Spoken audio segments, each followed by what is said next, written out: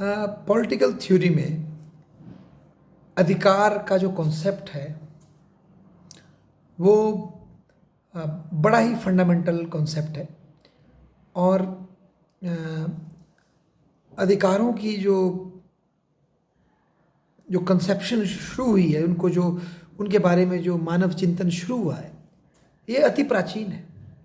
हालांकि आधुनिक समय में जब हम इसको स्टडी करना शुरू करते हैं तो हम इसको मैग्ना कार्टा से, ब्रिटेन के इतिहास के मैग्ना कार्टा से, अमेरिकन बिल ऑफ राइट्स से और फ्रांस की क्रांति के बाद उसकी जो घोषणा थी उससे इसको जोड़कर देखते हैं। परंतु यदि हम बृहद दृष्टिकोण को अपनाएं तो हम पाते हैं प्राचीन काल में भारत की पृष्ठभूमि में जो धर्म का कॉन्सेप्ट था, जो कि रित से निकला था, रित धातु से निकलता है तो नियम और कर्तव्य से निकलता है, वो अपने आप में अधिकारों की व्यवस्था करता है। यदि राजा का एक धर्म है अपने राजधर्म पे चलना और उसके तहत अपने प्रजा की संपत्ति जान माल की रक्षा करना, उनकी भलाई के लिए काम करना, तो यही उसकी प्रजा के अधिकार हो जाते थे। राजा का कर्तव्य ही धर्म के अधीन उसकी प्रजा के प्रति उसकी प्रजा के अधिकारों के प्रति उसकी कमिटमेंट हो जाता था। तो भारतीय चिंतन में बड़े पहले से ही अधिकारों का एक कंसेप्शन थी जो कि धर्म की परसेप्शन के साथ, धर्म के कॉन्सेप्ट के साथ चलती थी। इसके अतिरिक्त अगर प्राचीन काल में हम देखें, हम्मुराबी एक राजा हुए सेंट्रल एशिया में या मिडिल ईस्ट में, उन्होंने भी ऐसे एडिक्ट्स जारी किए थे जिसमें कि वो अपनी प्रजा को कुछ अधिकारों की बात करते हैं, मानवता की बात करते हैं। सम्राट अशोक के शिलालेखों में हमें उनकी अपनी प्रजा के प्रति जो कमिटमेंट है उसका पता लगता है। इसके अतिरिक्त इवन एक ट्राइबल सोसाइटी को देखें जिसकी बात एक विद्वान एड्रियन लेफ्टविच ने उसके पॉलिटिक्स को बताने की कोशिश की थी। तो अगर हम किसी हंटर गैदरिंग सोसाइटी को देखें या इवन एक कृषक समाज को देखें, पिछले समाज को जहाँ राज्य ढंग से विकसित नहीं हुआ है, उस समाज में भी नागरिकों के कुछ अधिकार होते हैं जो कि वो समाज उन्हें देता है और कुछ कर्तव्य भी होते हैं। तो राइट की परसेप्शन हर एक सोसाइटी में जब मानव रहता है रहती है। हाँ, उसकी व्याख्या में फ़र्क हो सकता है, उसके उल्लेख में फ़र्क हो सकता है। और जब यूरोप से हम शुरू करते हैं तो मैग्ना कार्टा का जो डॉक्यूमेंट जो इंग्लैंड में ज़मींदारों ने मिलकर राजा के ऊपर फोर्स किया और राजा को मजबूरी में उनके अधिकारों को स्वीकार करना पड़ा, उसको पहला इंग्लैंड संविधान में एक राइट का लीगल जस्टिफिकेशन, उसका एक पहला डॉक्यूमेंट माना जाता है। अमेरिका में bill of rights, American declaration of independence, इसमें कि सभी व्यक्तियों के बराबर होने की बात की गई, की व्यवस्था की गई। इनको भी राइट्स के कॉन्टेक्स्ट में बड़ा महत्वपूर्ण माना जाता है। पर अगर हम इनिशियली देखें तो ये जो भी राइट की कंसेप्शन है, अधिकारों की जो सोच है, ये मानव के अधिकारों के संदर्भ में ही बात हो रही है। इसमें पशुओं और पर्यावरण की बात तो नहीं हो रही, जो कि हम अब 20वीं शताब्दी में देखते हैं कि पशुओं के अधिकारों, पर्यावरण के अधिकार की जो चर्चा अब हो रही है हमारी पॉलिटिकल थियरी में, ये शुरू में वेस्ट में तो नहीं थी। हालांकि भारत के कॉन्टेक्स्ट में जैन फिलॉसफी के साथ, बुद्ध फिलॉसफी के साथ ये व्यवस्थाएं आई थी। ये चिंतन एटलीस्ट जैन में तो बहुत ही मुखरित होकर के पशुओं के अधिकारों और जो ये पेड़ पौधों के अधिकारों की बात चली थी। परंतु वेस्टर्न चिंतन में ये बात बड़ी लेट आई है 20वीं शताब्दी में, जिसके प्रभाव में अब वीगनिज्म और इस तरह के जो आंदोलन चल रहे हैं, एनिमल राइट्स की बात हो रही। फिर सबसे पहले जो यूरोप की बात इसलिए करें कि यूरोप का डोमिनेशन पूरे अन्य कॉन्टिनेंट्स पे रहा, तो यूरोप से ही हम उसको ट्रेस कर पा रहे हैं। हालांकि यह वक्त आ गया इसको चेंज किया जाए। तो यूरोप में जो निरंकुश राजा थे वो दैवीय सत्ता को क्लेम करते थे, जैसा कि भारत में भी था, हर जगह रहा कि निरंकुश शासक अपनी सत्ता को पक्का करने के लिए देवता के साथ अपना संबंध जोड़ता है, गॉड के साथ अपना। तो उसको चैलेंज करने के लिए काउंटर थ्योरी आई, वो है थ्योरी ऑफ नेचुरल राइट्स की थ्योरी, जिसको लेकर के जॉन लॉक ने और अन्य चाहे हॉब्स हों, इन लोगों ने इस थियरी को परस्यू किया और इसका कंक्लूजन ये निकलवाया, ये जस्टिफिकेशन दी कि भगवान ने, प्रकृति ने हर एक व्यक्ति को समान अधिकार दिए हैं, इसलिए किसी भी राजा के पास ये अधिकार नहीं कि वो भगवान की इच्छा का ठेकेदार बन जाए और लोगों के ऊपर निरंकुश शासन करे, उनके अधिकारों का हनन करे। तो ये नेचुरल राइट की फिलॉसफी यूरोप में बड़ी मुखरित हुई और इसका परिणाम ये हुआ कि ग्रेजुअली राजतंत्र की शक्ति कमज़ोर हुई।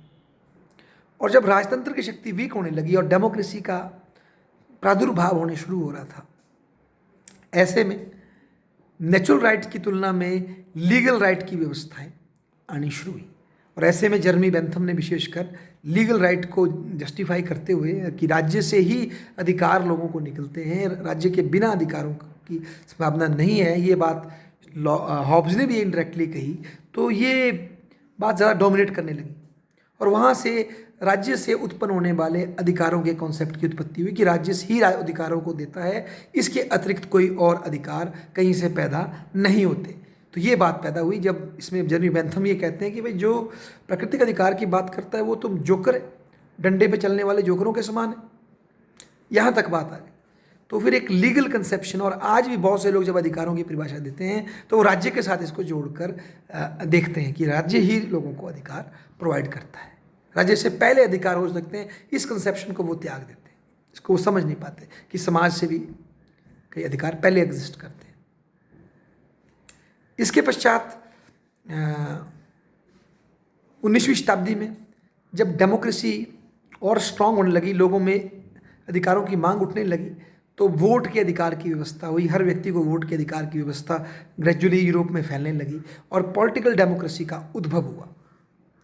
और ये एक तरह से पॉलिटिकल राइट्स के लिए अधिकार की, अपनी बात रखने का अधिकार, फिर अपनी पसंद की पार्टी बनाने का अधिकार, अपनी पसंद के शासक चुनने का अधिकार, ये व्यवस्था आई और पॉलिटिकल राइट्स सामने आए। जब पॉलिटिकल राइट्स सामने आए तो उसके बाद फिर वेलफेयर स्टेट की मांग उठी। तो फिर जो ये हमारे स्वास्थ्य का अधिकार, काम का अधिकार और सोशल सिक्योरिटी का अधिकार, ये कॉन्सेप्ट फिर 20वीं शताब्दी में और गति से मुखरित हुए। तो इस तरह से हमारे राइट्स पे 4 फेज़ों में यूरोप के कॉन्टेक्स्ट से देखें तो आगे बढ़ते हैं। सबसे पहले नेचुरल राइट्स डोमिनेट करते हैं, उनकी फिलॉसफी डोमिनेट करती है। उसके पश्चात जो है हमारी उसको जैसे थॉमस पेन भी जस्टिफाई करते हैं, थॉमस जेफरसन जस्टिफाई करते हैं, और भी हुगो ग्रोशियस कई इस तरह के विद्वान करते हैं। फिर बाद में लीगल राइट्स में हमारे बेंथम और अन्य विद्वान आ जाते हैं और वो उसको जस्टिफाई करते हैं सेकंड फेज़ में। थर्ड फेज़ में पॉलिटिकल राइट्स आ जाते हैं, इसमें शुरू में बेंथम ही जो है सबको वोट का अधिकार दो, मिल आ जाते हैं और कई विद्वान आ जाते हैं, वो उसको जस्टिफाई करते हैं। और थर्ड फेज़ में जो है हमारे पास, फोर्थ फेज़ में हमारे पास जो है ये वेलफेयर स्टेट वाला कॉन्सेप्ट सामने आ जाता है, जो इसमें कि मार्क्सवाद का इन्फ्लुएंस भी पड़ जाता है, समाजवाद का इन्फ्लुएंस पड़ जाता है, तो लोगों के इकोनॉमिक एस्पेक्ट को देखने की बात भी छिड़ जाती है। और आज 20वीं शताब्दी में हम देखते हैं तो फिर मल्टीकल्चरलिज्म का कॉन्सेप्ट भी राइट्स के साथ जुड़ जाता है। मल्टीकल्चरलिज्म का कॉन्सेप्ट आ जाता है जिसमें कि जो अलग अलग समुदाय के लोग दूसरे देशों में जाकर रह रहे हैं, या किसी देश के जो मूल निवासी पिछड़े हैं, या कोई थर्ड सेक्स के जो लोग हैं, या कुछ ऐसी ओरिएंटेशन के लोग हैं जिनकी संख्या कम है, उनके अधिकारों को बचाने के लिए मल्टीकल्चरलिज्म का कॉन्सेप्ट सामने आ जाता है, जिसमें हमारे विल कैमिलिका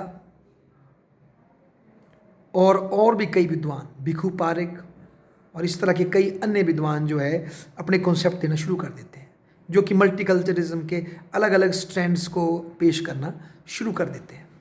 तो मल्टीकल्चरलिज्म बेसिकली ग्रुप राइट्स को प्रोटेक्ट करने का एक कॉन्सेप्ट है कि वो व्यक्ति के अधिकार के बजाय लिबरल कॉन्सेप्ट में जिसमें व्यक्ति के अधिकार को देखा जाता है, वो समुदाय के अधिकारों की बात करते हैं। और फ्रांस की क्रांति को देख करके 2 विचार सामने आए। कई लोगों ने फ्रांस की क्रांति से जो अधिकार पैदा हुए, जो उनकी घोषणा जो हुई, उनको जस्टिफाई किया, और इसका रिएक्शन जो है एडमंड बर्क ने दिया, जिन्होंने कहा फ्रांस की तरह या क्रांति के आधार पर अधिकारों की घोषणा करने के बजाय ब्रिटेन की तरह ग्रेजुअली परंपराओं, संस्थाओं से विकसित हुए अधिकारों की परिभाषा ज़्यादा अच्छी है, क्योंकि शीघ्र चीज़ को प्राप्त करने से क्रांति के माध्यम से बहुत ज़्यादा वायलेशन होती है, अच्छा करने के नाम पे बहुत ज़्यादा गलत हो जाता है। तो इसलिए अधिकारों की जो डेवलपमेंट होनी चाहिए वो ग्रेजुअली होनी चाहिए, ऐसा हमारे एडमंड बर्क भी कहते हैं। और फिर 20वीं शताब्दी में मल्टीकल्चरलिज्म आ गया और ग्रुप राइट्स की बात हुई कि अगर कोई माइनॉरिटी है, उनका अलग कल्चर है, तो उनको साफ से रहने दिया जाए, उनको अपने बच्चों को अपनी तहजीब की शिक्षा देने का अधिकार दिया जाए, बहुसंख्यक उन पे इम्पोज ना करें अपनी वैल्यू, इवन लिबरल वैल्यू उन पे इम्पोज ना की जाए। पर आज हम देखते हैं कई सालों के बाद कि अब इसमें कन्फ्लिक्ट पैदा हो रहे हैं, चाहे भारत में जो ये बुर्के के ऊपर जो इशू था, या मुस्लिम पर्सनल लॉ में जो ट्रिपल तलाक हलाला की जो समस्याएं सामने आई, जो कि लिबरल वैल्यूज़ के खिलाफ जाती हैं पर ग्रुप राइट को जस्टिफाई करती हैं। तो आज ये कन्फ्लिक्ट जो हम भारत में देख रहे हैं, डेफिनेटली ये इस तरफ इंगित करता है कि हम बहुत ज़्यादा मल्टीकल्चरलिज्म को स्ट्रेच नहीं कर सकते, नहीं तो लिबरलिज्म की बेसिक वैल्यूज़ खत्म हो जाएगी। डेमोक्रेसी जहाँ पैदा हुई, आप उसी मूल को चुका देंगे तो डेमोक्रेसी कहाँ आएगी। तो आज ये मल्टीकल्चरलिज्म अपनी वैल्यू लूज़ कर रहा है, क्योंकि कुछ तो बेसिक यूनिफॉर्मिटी हमें रखनी पड़ेगी जो कि औरत की डिग्निटी को जस्टिफाई करती है, थर्ड सेक्स की डिग्निटी जस्टिफाई करती है। उसको ग्रुप के नाम पर हम किल नहीं कर सकते। अगर वो वॉलंटरी एक्टिविटी है तो ठीक है, पर ग्रुप के नाम पे जो इंटरनल माइनॉरिटी का जो शोषण है उसको जस्टिफाई आज हम नहीं कर सकते। ये परिवर्तन आज आया है। इसीलिए आप देखेंगे निरंतर भारत में बुर्के के खिलाफ, बुर्का ज़बरदस्ती जो इम्पोज होता है उसके खिलाफ कि एजुकेशन इंस्टीट्यूशंस में ना लाया जाए इसे, ये औरत के प्रति मतलब उसकी बेइज्जती करता है, या ट्रिपल तलाक की जो व्यवस्था है जो कि अमानवीय है आज के युग में, या हलाला की जो व्यवस्था थी उसको रोकने की मांग उठ रही। ऐसा ही वेस्टर्न डेमोक्रेसी में भी रिएक्शन आ रहा है। हालांकि कई लोग इन्हें, लेफ्टिस्ट लोग इनको रिएक्शनरी देख रहे हैं, बट बेसिकली ये लिबरल वैल्यूज़ की जस्टिफिकेशन है। और अब एनिमल राइट्स मुखरित हो रहे हैं फिर से, जिस तरह से हमारे उसके एथिकल बेसिस पे उसको प्रमोट किया जा रहा है। वही एथिक्स जो कि हमारे कांट ने कहा था कि आप दूसरों से वैसे ट्रीट करो, कैटेगरी अपने कैटेगोरिकल इम्पेरेटिव में दूसरों से वैसा व्यवहार करो जैसा आप खुद एक्सपेक्ट करते हैं। तो कांट ने तो इसको इनिशियली सिर्फ मानव के लिए लिमिट किया था, पर अब जो है ये कॉन्सेप्ट आगे जा रहा है कि जो भी सचेत जानवर हैं जो चेतन रख सकते हैं, उनके ऊपर अमानवीय अत्याचार नहीं होने चाहिए। उनको स्लॉटर हाउसेज में मिसयूज़ नहीं किया जाना चाहिए। उनको डेयरी के लिए एक प्रोडक्ट के रूप में यूज़ करना मानव के लिए भी अमानवीय कृत है और उन पशुओं के साथ अन्याय है। ये कॉन्सेप्ट सामने आ रहा है और इसमें फिर दोबारा से हमारी जैन कॉन्सेप्ट की जो अहिंसा है वो सामने आई है।